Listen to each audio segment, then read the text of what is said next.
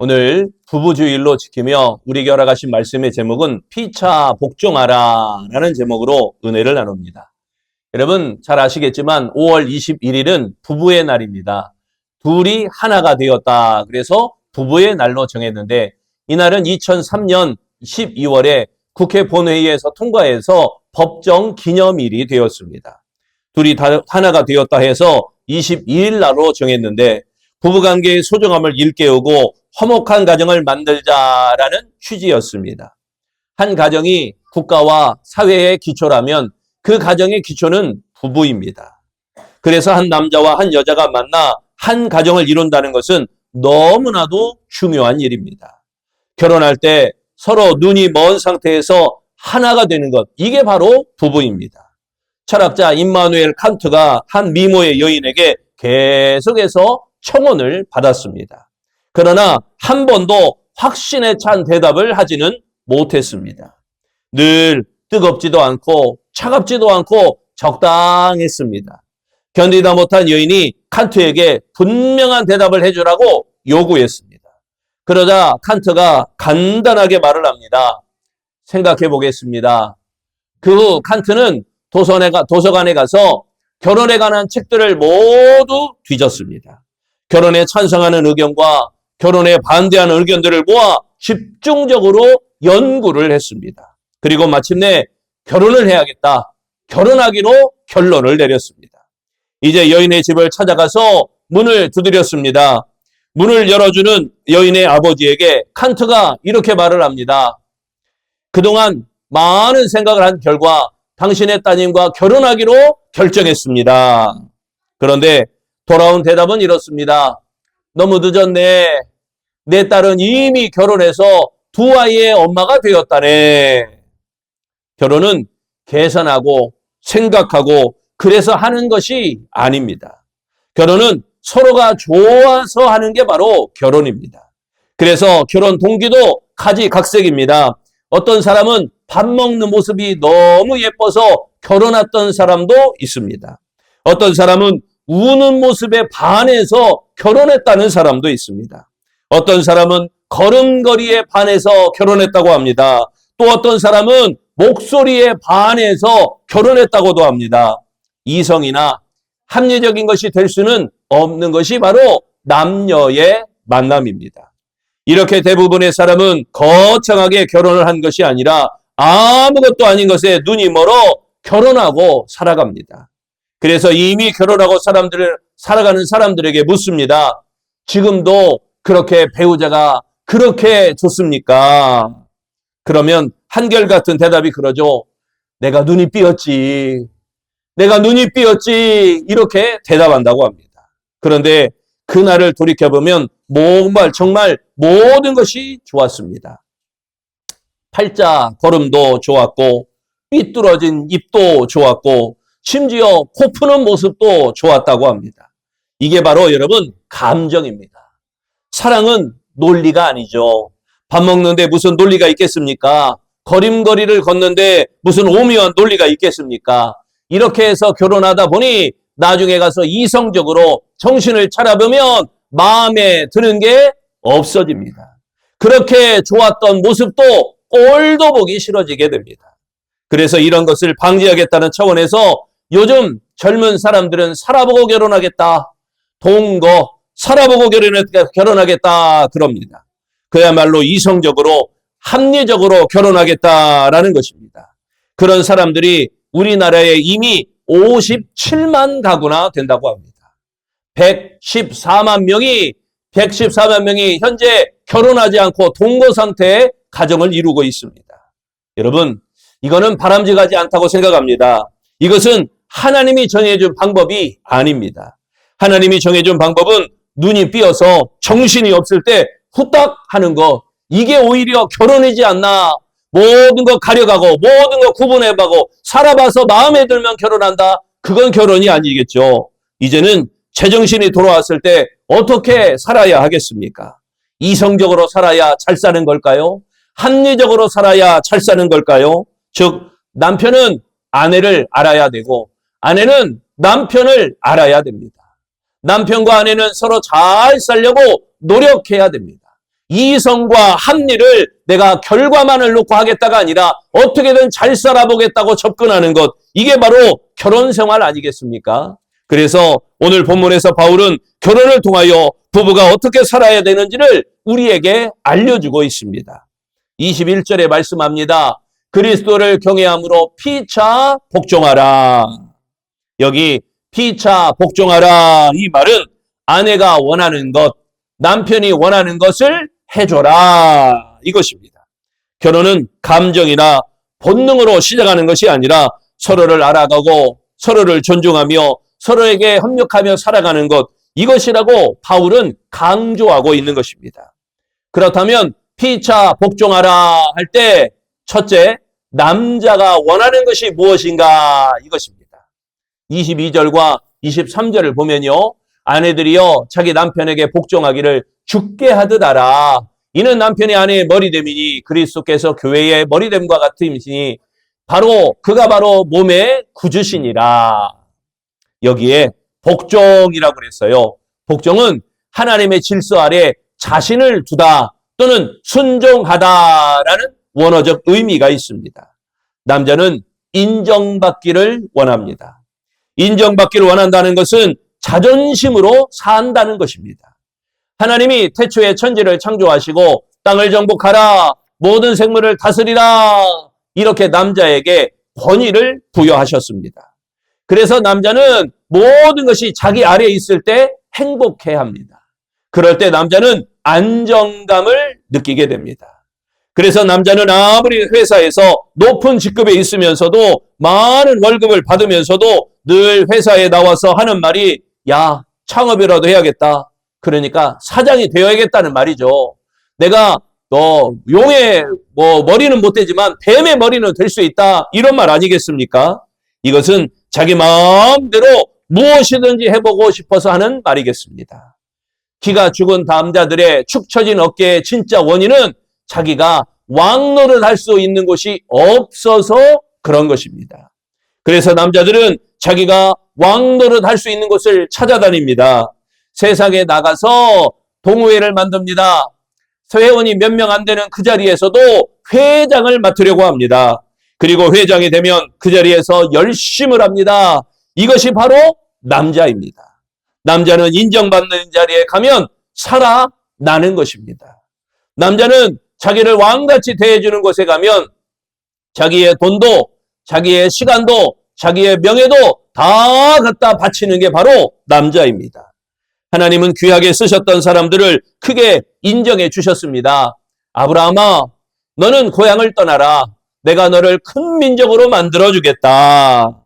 그때 아브라함은 다 버리고 떠났습니다. 아브라함이 고향을 떠날 수 있었던 것은 하나님이 특별히 알아주셨기 때문인 것입니다. 또한 다윗에게도 말씀했습니다. 다윗은 내 마음에 합한 자다. 다윗은 하나님의 말씀 앞에 평생토록 충성을 다했습니다. 바울도 다메섹에서 특별히 그를 찾아와 주신 예수님을 만났습니다. 나는 내가 핍박하는 예수다. 내가 왜 나를 핍박하느냐? 그 후 바울은 스스로 이렇게 말합니다. 나는 예수님의 제자다. 나는 예수님의 제자다 하면서 바울은 주를 위해서 평생을 헌신하며 살았습니다. 베드로도 예수님을 배신했지만 부활 후 그를 찾아와 주셨을 때 베드로를 인정해 주니까 십자가에 거꾸로 순교할 정도로 헌신했던 자가 바로 베드로입니다. 예수님도 남자였습니다.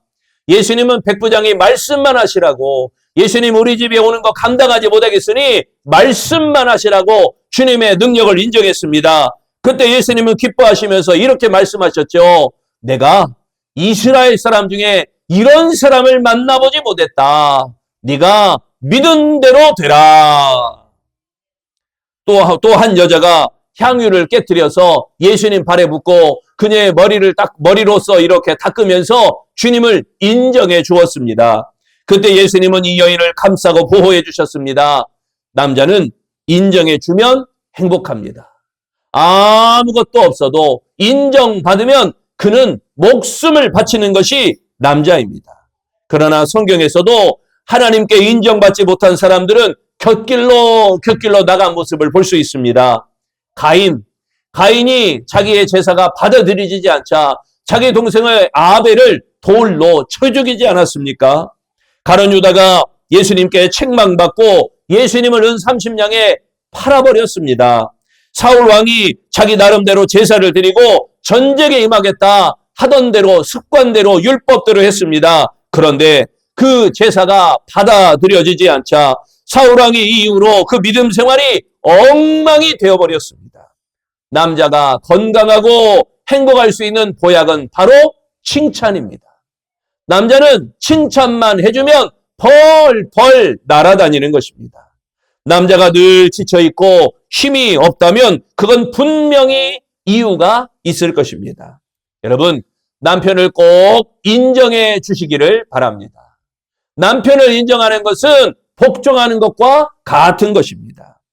하나님처럼 남자를 칭찬과 존중으로 인정해 주면 힘과 행복의 원천이 되는 줄로 믿습니다. 그러면 두 번째, 서로 피차 복종하라 할 때 여자가 원하는 것이 무엇인가? 그겁니다. 여자가 원하는 건 무엇이냐? 25절을 봅니다.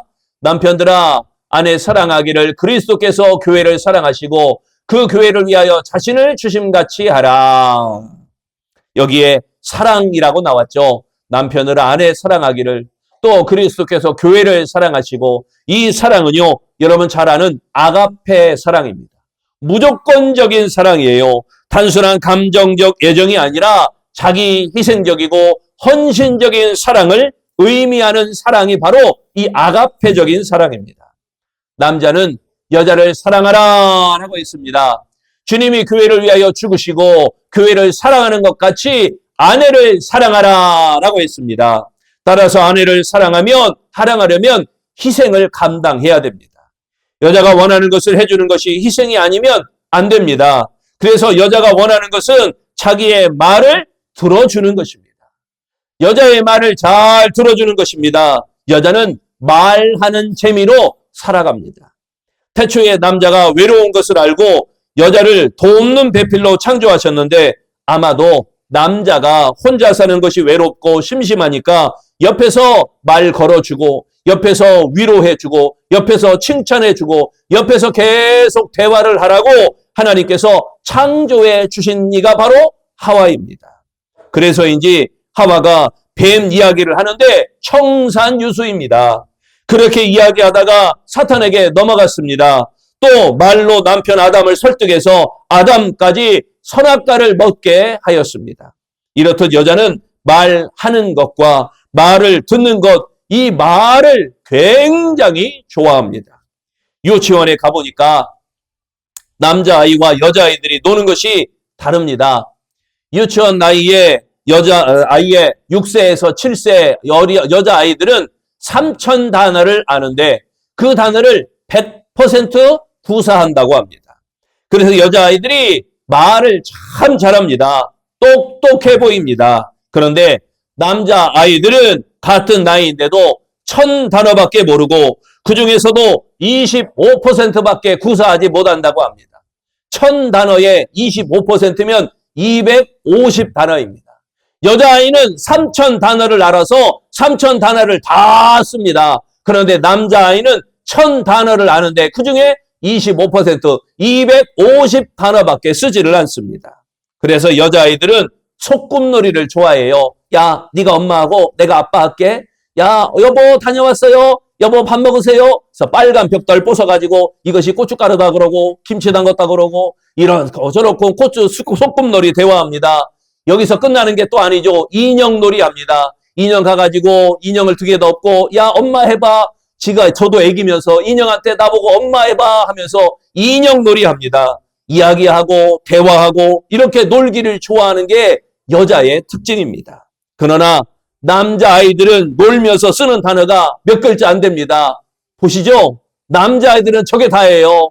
너는 엄마 할게, 나는 아빠 할게 이런 거 필요 없어요. 뿅뿅뿅뿅뿅 꽝꽝꽝꽝꽝 땅땅땅땅땅 따따따따따따 이것이면 남자아이들은 끝입니다.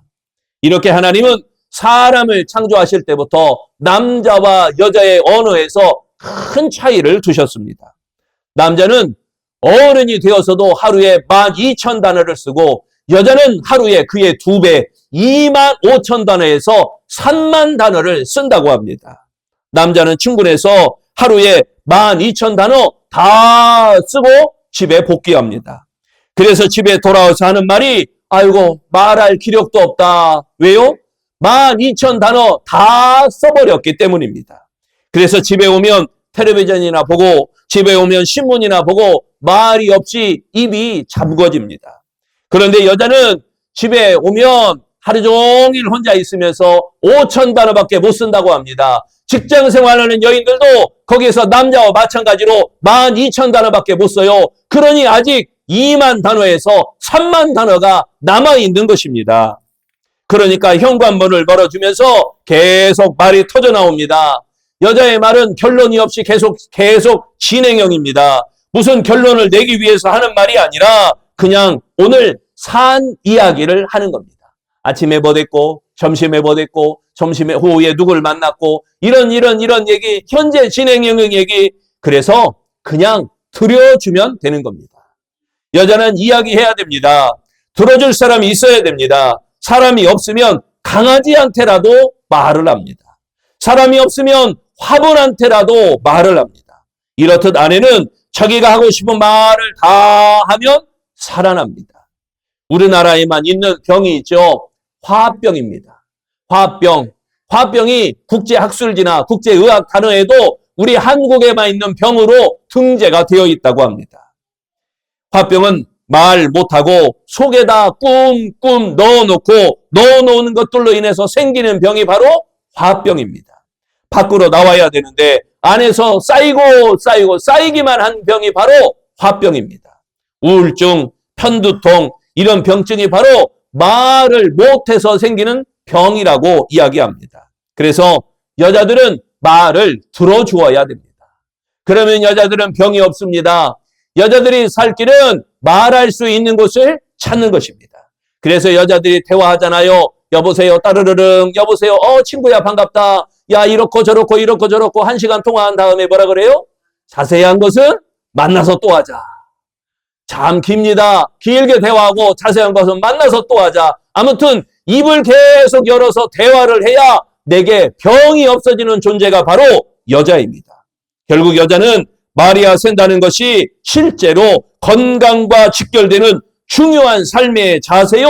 중요한 삶의 태도입니다. 그래서 여자들이 교회에 나와서 교제하고 교회에 나와서 기도하고 교회에 나와서 예배 드리면서 자기가 하고 싶은 말을 다 하는 것, 이거 굉장히 좋은 것입니다.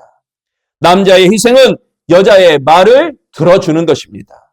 말을 잘 들으며 사랑하는 남자가 되어지시기를 바랍니다. 사마리아 여인이 예수님을 만난 것은 자기 이야기를 다 들어주었기 때문입니다. 남자들이 아내에게 주님같이 대접받으려면 아내의 말을 다 들어주면 되는 것입니다. 처음에 남자와 여자가 서로 모르는 감정 가운데 만나게 됩니다. 하지만 이 감정이 식어질 때쯤 이제는 서로가 무엇을 원하는지 이성적으로 알고 서로 원하는 것을 채워주길 위해서 노력해야 할 것입니다. 서로를 신뢰하고 서로를 불편하지 않게 생각하며 서로를 인정해주고 서로를 칭찬해주고 서로가 원하는 것이 무엇인지 서로를 알아가는 것. 미국 하버드 대학교 교육 심리학자인 사회학자인 가드너, 이 가드너가 가정에 대해서 이렇게 말했습니다. 모든 것을 잃어도 가정이 든든하면 다시 일어설 수 있지만 모든 것을 다 가져도 가정을 잃으면 모든 것을 잃는 것과 같다. 어느 집에 낡고 삐걱거리는 나무 의자가 있었습니다. 겉으로 보기엔 볼품없고 앉을 때마다 소리가 나지만 그 의자는 가족에게 가장 소중한 자리였습니다. 왜냐하면 그 의자에는 늘 남편이 앉아 아내의 이야기를 들어주었기 때문입니다. 그리고 아내는 그 의자에 앉은 남편을 존중하며 따뜻한 차를 내어주었습니다. 세월이 흘러 의자는 더 낡아졌습니다. 하지만 그 의자에 담긴 사랑과 그 의자에 담긴 존중은 오히려 더 깊어졌습니다. 그래서 가족들은 이렇게 말합니다. 우리 집의 행복은 저 낡은 의자에서 시작되었습니다. 사랑하는 성도 여러분, 가정은 서로의 필요를 채워주고 신뢰를 쌓아가는 것이므로 가정이 든든하면 어떤 어려움도 다시 일어설 수 있습니다. 그러므로 가정을 지키기 위하여 여자는 남자에게 인정해주고 복종하고 무엇보다 칭찬을 해주며 남자는 여자를 희생과 헌신으로 사랑하며 무엇으로보다 이야기를 잘 들어주어야 할 것입니다. 하나님을 말씀대로 건강하고 하나님의 말씀대로 사랑하며 하나님의 말씀대로 축복된 아름다운 가정을 꾸미는 복된 아름다운 성도, 아름다운 부부들이 되시기를 축원합니다. 기도하겠습니다. 좋으신 하나님, 하나님의 때를 따라 우리에게 가정을 허락해 주셨고 허락하신 그 가정 안에서 복된 삶을 살아가도록 인도하시니 감사합니다. 아내를 사랑하는 마음이 더욱 뜨거워지게 하시고 남편을 사랑하는 마음이 더욱더 갑절에나 더해지도록 축복하여 주옵소서. 가정을 잘 은혜롭게 행진하기 위해서 여자는 남자에게 인정해주며 복종하고 칭찬을 아끼지 아니하며 남자는 여자를 희생과 헌신으로 사랑하며 그의 말을 잘 들어주면서 서로가 원하는 것이 무엇인지 이끌어가는지 그걸 잘 감당하여서 행복한 가정, 기쁨의 가정, 감사의 가정, 하나님의 말씀대로 건강하고 축복된 아름다운 가정을 꾸미는데 부족함이 없는 우리 아름다운 성도들이 되어지도록 축복하여 주옵소서. 우리 아름다운 성도들 심령마다 자녀 손손들 가정들마다 하나님의 축복으로 가득하시기를 예수님 이름으로 기도합니다. 아멘.